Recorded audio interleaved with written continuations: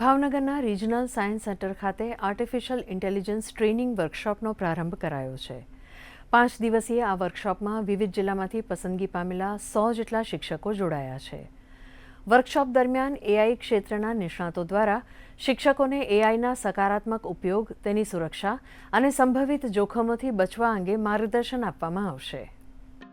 આપણને ખબર છે કે અત્યારે જે રીતે ટેકનોલોજી બદલાઈ રહી છે તો આપણે પણ અપડેટ રહેવું ખૂબ જ જરૂરી છે અને ખાસ કરીને જે શિક્ષક જગત સાથે સંકળાયેલા જે લોકો છે એના માટે તો ખાસ જરૂરી છે। તો એના હિસાબે regional science centre Bhavnagar, Gujarat સરકાર અને ભારત સરકારના સહયોગથી 5 દિવસનું આ કોન્ફરન્સ એઆઈ ઉપર, આર્ટિફિશિયલ ઇન્ટેલિજન્સ ઉપર શિક્ષકો માટે રાખ્યું છે અને જેમાં આખા ગુજરાતમાંથી શિક્ષક લોકો અહીંયા આવ્યા છે। ખૂબ જ સારો પ્રયાસ છે અને મારી પૂરી ઉમેદ છે કે આ 5 દિવસમાં શિક્ષકો શીખશે, પોતાના જીવનમાં પણ આर्टिफिशियल इंटेलिजेंस નો ઉપયોગ આપણે કેવી રીતે કરી શકીએ।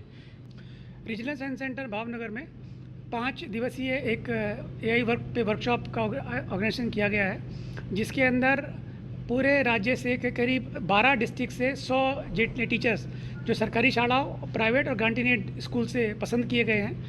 और इसका जो मुख्य हेतु है वो जो झड़पती अभी एआई टेक्नोलॉजी जो बढ़ रही है उसके विषय में माहितगार करवाना है।